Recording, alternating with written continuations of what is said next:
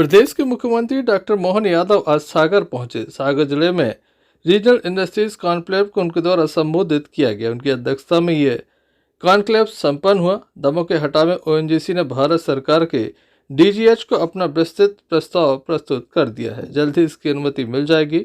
इससे हटा और आसपास के क्षेत्र में औद्योगिक गतिविधियां शुरू होंगी। साथ ही एक सीमेंट प्लांट भी यहां पर लगाया जा रहा है, जो जिंदल के द्वारा लगाया गया है। करोड़ों रुपए का इन्वेस्टमेंट यहां पर मिला है, जिससे बेरोजगारों को रोजगार मिलेगा। साथ ही इस क्षेत्र में व्यापार के नए आयाम भी स्थापित होंगे। ओएनजीसी के प्रतिनिधियों के द्वारा बताया गया है कि हटा जिला दमोह क्षेत्र में ओएनजीसी द्वारा 2026-27 में गैस उत्पादन की संभावना है, जिसको तुरंत शुरू करने के लिए आवश्यक अनुमतियां और कुछ कार्रवाइयां की गति देने की जरूरत है। हमने निर्णय किया कि न केवल हटा दमोह बल्कि मध्य प्रदेश के कई जिले जैसे बालाघाट, मंडला और अन्य हमारे पास गैस आधारित उद्योग लगाने की बड़ी संभावना है। इसमें समग्र रूप से हम काम कर रहे हैं और हमारी प्रायोरिटी है कि 26-27 में हटा का गैस उत्पादन शुरू करा दें।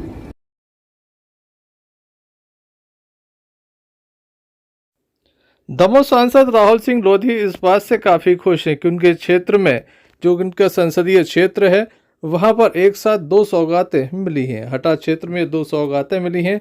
इससे निश्चित रूप से बेरोजगारों को रोजगार मिलेगा और नए आयाम भी स्थापित होंगे।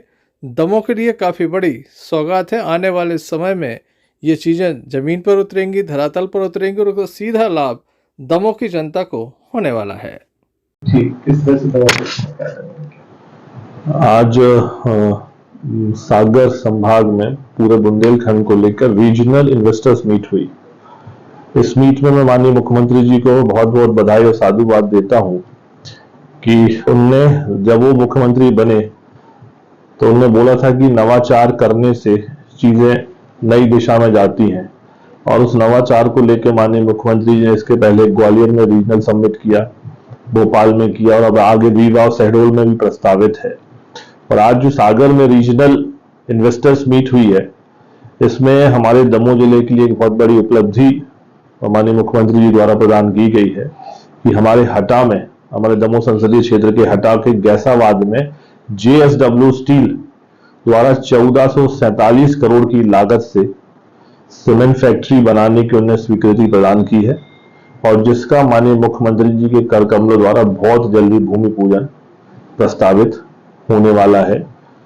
मैं माननीय मुख्यमंत्री जी को दमोह की तरफ से, दमोह की जनता की तरफ से आभार और धन्यवाद देता हूं, क्योंकि जब बड़ा उद्योग आता है सीमेंट फैक्ट्री, तो उसमें कई प्रकार के फायदे होते हैं। एक तो व्यवसाय और रोजगार मिलता ही है, साथ में जो उसका सीएसआर फंड रहता है, जिसको हम बोलते हैं डिस्ट्रिक्ट माइनिंग फंड, वो भी सरकार को मिलता है, जिससे विभिन्न प्रकार के विकास के कार्य हम लोग करा सकते हैं। उदाहरण के तौर पर जैसे अभी नरसिंहगढ़ फैक्ट्री से जो गौण खनिज जिसको हम बोलते हैं हिंदी में, उस मद से हमने तकरीबन 4 करोड़ 62 लाख रुपए की लागत से दमोह जिले के जो स्कूल क्षतिग्रस्त हो गए थे, इनकी बिल्डिंग क्षतिग्रस्त हो गई थी, उसका उसका एस्टीमेट बनवा के उसके निर्माण काम के लिए वो राशि हम लोग ने दी है।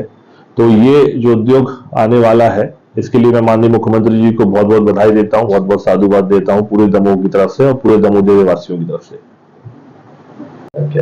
मैं पुनः माननीय मुख्यमंत्री जी को फिर से धन्यवाद देता हूं, और मैं आपको ये बता दूं कि वर्ष 2021 में ओएनजीसी द्वारा हटा ब्लॉक में ही एक कुआं खोदा गया था।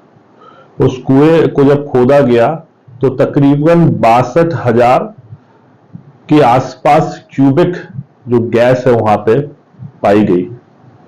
तो जब ये पाई गई तो इसका पूरा परीक्षण किया गया, और जब इस बात की पुष्टि हो गई तो ओएनजीसी ने पूरा, मध्य प्रदेश में सरकार ने पूरा प्रस्ताव तैयार किया, विधिवत जो भी फॉर्मेलिटीज है वो भी पूरी कर दी, और उसके बाद भारत सरकार के DGH, director general of hydrocarbon, के लिए यह प्रस्ताव भेजा है।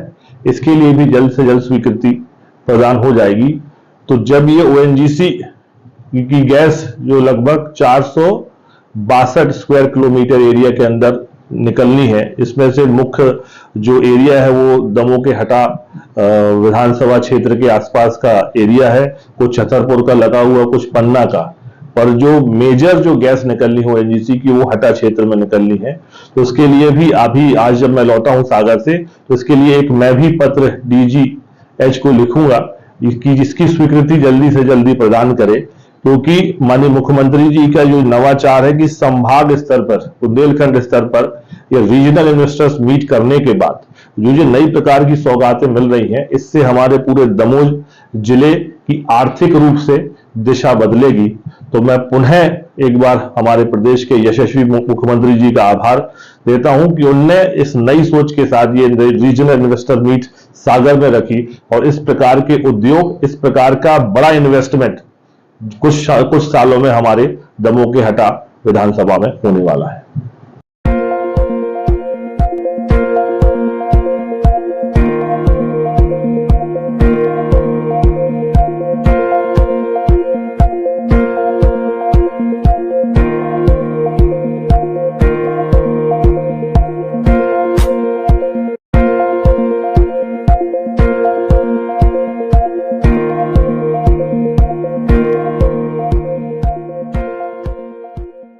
Simplify TVS iGo Assist for you.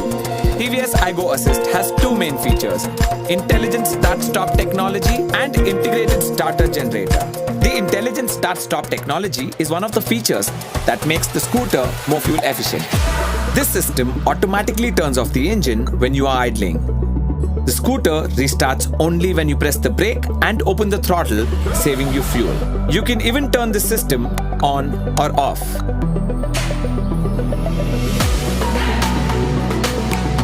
The second feature in the TVS iGo Assist is the Integrated Starter Generator or ISG. The ISG motor assists the main engine. It gives the boost when needed by using the electricity stored in the battery, like going up a hill or accelerating quickly. The controller in the ISG is the brain of the system. When you accelerate, it senses that you need more power and it tells the ISG motor to kick in and help the main engine. The ISG also enables the silent start on your TVS Jupiter. The new TVS iGo Assist and intelligent start-stop technology make sure that your TVS Jupiter will always go the extra mile for you.